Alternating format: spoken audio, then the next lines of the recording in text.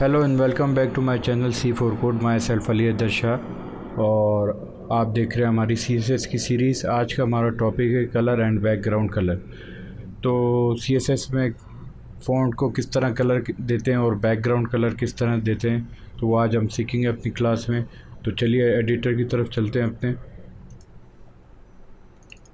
ये मैंने Sublime editor अपना ओपन कर दिया है। एक न्यू फाइल बना लेता हूँ और इसको सेव कर लेते हैं। कलर एंड बैकग्राउंड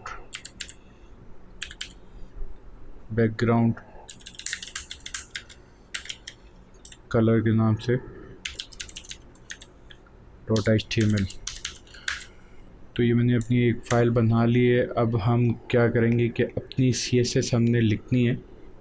पहले तो मैं HTML का एक स्ट्रक्चर बेसिक ले लेता हूँ और टाइटल दे देता हूँ कलर एंड बैकग्राउंड कलर। और यहाँ पे मैं क्या करता हूँ कि अपना एक हेडिंग ले लेता हूँ H1 और इसको एक टेक्स्ट दे देता हूँ मेन हेडिंग के नाम से, और इसको एक क्लास दे देते हैं।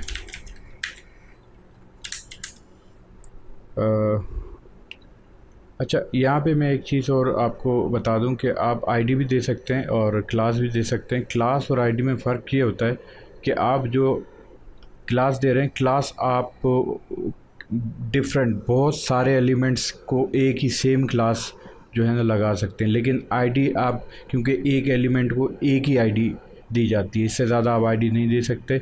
तो आईडी आप वहाँ यूज़ करते हैं जहाँ आपको सिर्फ़ और सिर्फ एक जो है एलिमेंट को जो है आईडी देनी होती है, और क्लास आप वहाँ यूज़ करते हैं कि आपको जहाँ पे आपको मल्टीपल जो है एलिमेंट्स को मतलब आपको जो है सेम क्लास देनी पड़ जाती है या आप उसको यूज़ करते हैं। तो मतलब आपको अगर डिफरेंट एलिमेंट के लिए आपको स्टाइलिंग करनी है या फिर आपको डिफरेंट एलिमेंट्स के साथ जो है मैनिपुलेशन जो भी करनी है, आप उसको वहाँ क्लास दे सकते हैं। लेकिन अगर आपको एक ही आईडी या एक ही एलिमेंट को एक आईडी देनी है और वो चेंज नहीं होनी, तो आप वहाँ आईडी का इस्तेमाल कर सकते हैं। तो क्लास और आईडी में थोड़ा डिफरेंस था, वो मैंने कहा आपको बता दूं। तो क्लास यहाँ पे मैं दे रहा हूँ और क्लास का नाम लिख देता हूँ हेडिंग, और ये हेडिंग मैंने दे दी, सेव कर दिया। और अब इसको हम क्या करते हैं कि मैं अभी फ़िलहाल तो अपने स्टाइल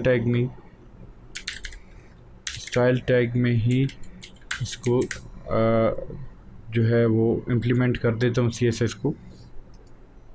तो अब मैं चाहता हूँ कि जो मेरा एलिमेंट है H1, इसका कलर चेंज हो जाए। तो हमें जब कलर चेंज करना होता है तो हम क्या करते हैं कि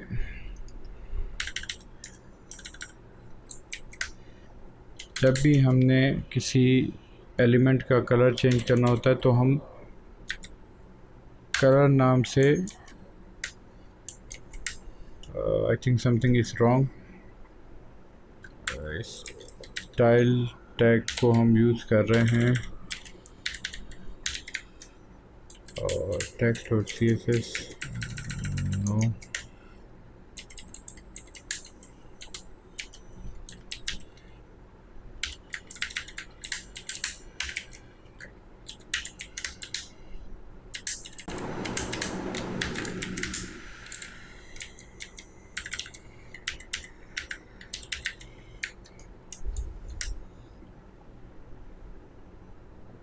तो हम अपनी हेडिंग को यहाँ पे यूज़ कर लेंगे, हेडिंग जो नेम दिया है।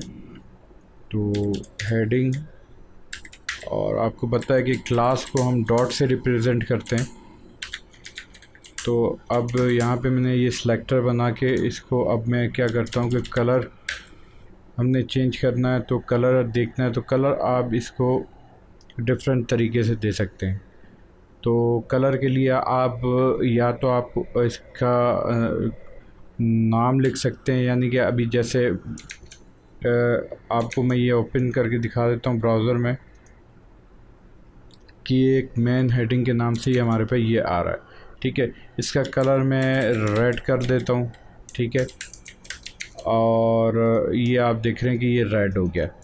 अब आपको अगर रेड ना लिख के इसका कोड लिखना है तो हेक्साडेसिमल कोड जो होते हैं इनके, तो वो आप लिख सकते हैं। जैसे कि हैश के बाद आपको जो है कोड देना होता है, 000 लिख लेता हूँ।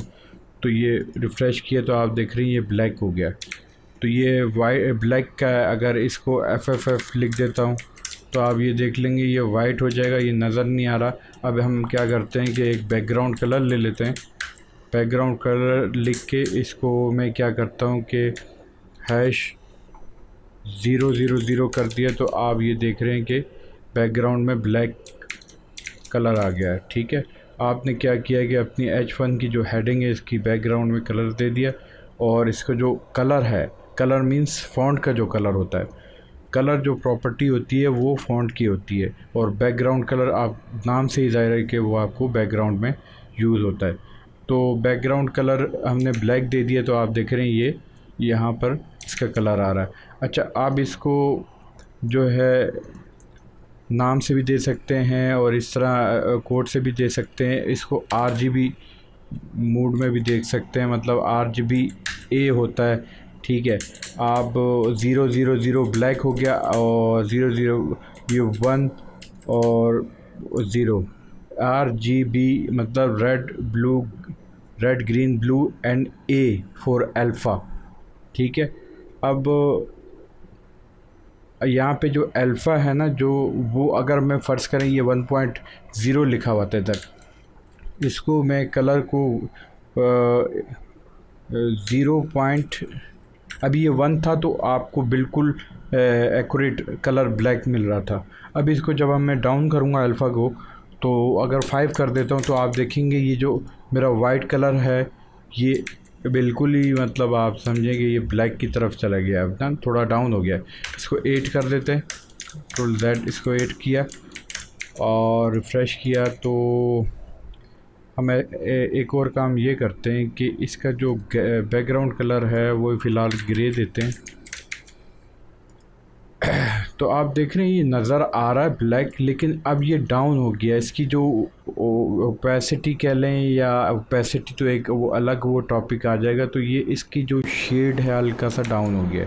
तो अल्फ़ा जितना डाउन करेंगे तो वो थोड़ा सा उसका कलर डाउन होता जाएगा, और इसको 1 पे कर देंगे तो ये अपनी ओरिजिनल वैल्यू पे सेट हो जाएगा। तो ये पूरा ब्लैक हो जाएगा। तो अगर मैं इसको 255 और 255 कर देता हूँ, तो आप देख रहे हैं ये वाइट है।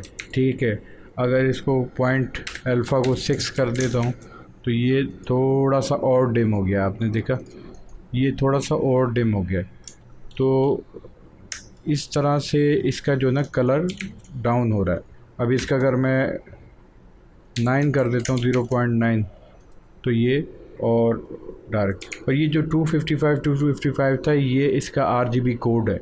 ठीक है, हेक्साडेसिमल कोड्स होते हैं, RGB कोड होते हैं, और इस तरह से आप RGB मोड में दे सकते हैं, RGBA में दे सकते हैं। यानी कि A हटा दूं तो आप जस्ट अगर चाहते हैं कि सिर्फ RGB हो तो वो आप देख लें।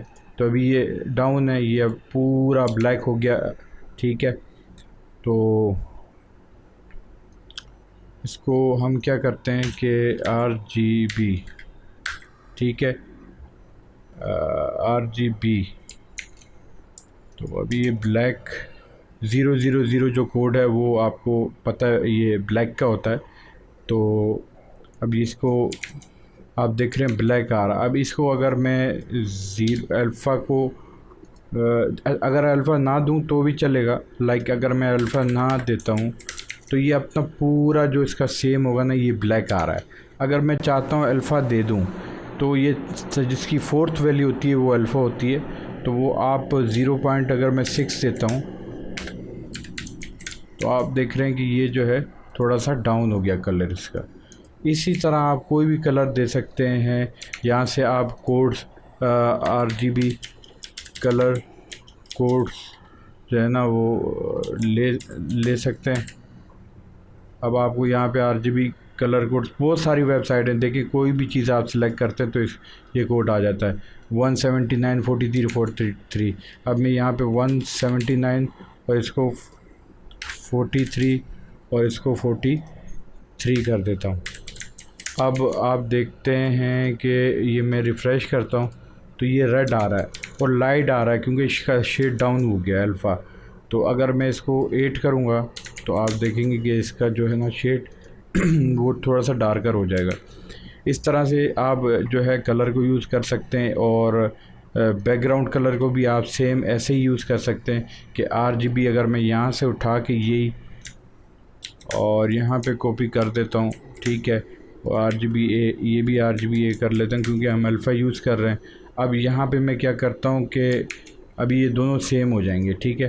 तो मैं क्या करता हूँ कि जो है इसको कलर को रेड रहने देता हूँ और इसको ब्लैक कर देता हूँ, 0 और 0 और 0। तो यहाँ पे रिफ़्रेश किया तो आप देख रहे हैं कि ये रेड है, ठीक है। अब इसको नीचे जो ये ब्लैक जो बैकग्राउंड कलर आ रहा है, ये आप गौर से देखें तो ये बैकग्राउंड कलर जो है ये ब्लैक है लेकिन लाइटिश है, मतलब ग्रे का थोड़ा सा लुक आ रहा है। अगर मैं इसको 1 कर देता हूँ, 1.0 कर देता हूँ, आप देखेंगे कंप्लीट ब्लैक आएगा। ये देखें अब ये बिल्कुल ब्लैक हो गया है। तो इसी तरह आप नीचे बैकग्राउंड कलर जो होता है उसको भी आप सेट कर सकते हैं। तो आप अपने नाम से भी इसको, मतलब जो कलर्स के नेम होते हैं वो भी दे सकते हैं, जैसे रेड यहाँ पे डिफरेंट आएंगे। अभी ग्रीन है, ग्रे है, फायर ब्रिक है, इस तरह से कलर आ रहे हैं, ठीक है। सी ग्रीन आ गया, सी ग्रीन दिया कलर तो आप देखेंगे कि यहाँ से ये सी ग्रीन आ गया। इस तरह से नेम से भी दे सकते हैं। और इसके जो कोड होते हैं, जैसे अभी मैंने यहाँ पे एक वो वेबसाइट ये खोली थी, RGB कोड सिखा रहा था। अभी अगर इसका फ़र्ज़ करें मुझे ये यहाँ से कोई भी कलर सेलेक्ट करता हूँ, ये सिलेक्ट किया है, तो अगर ये सेलेक्ट किया है तो इसका जो है कोड नीचे दिखा रहा है, ठीक है। इसी तरह मैं इनका कोई कोड सेलेक्ट कर देता हूँ।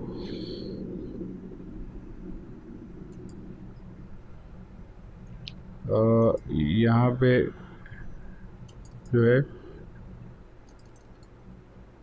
कोड इसका मैं कोई भी सिलेक्ट कर देता हूँ, ये सिलेक्ट कर देता हूँ। ये हेक्साडेसिमल कोड जो है वो आ गया। इसका हैश आपने लगाना है इसके साथ और इसको मतलब पेस्ट कर देना है। कॉपी किया, पेस्ट किया। अब यहाँ पे आप देखेंगे तो हमारा जो कलर है ये चेंज हो गया इसका हेडिंग का।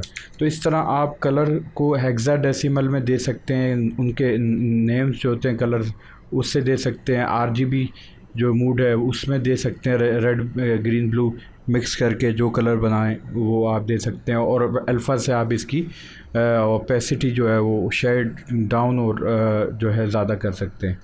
तो आज की क्लास में इतने ही, मिलते हैं नेक्स्ट क्लास में। तब तक के लिए इजाज़त दीजिए। मेरे वीडियो को लाइक करें और मेरे चैनल को सब्सक्राइब करें। Thank you so much.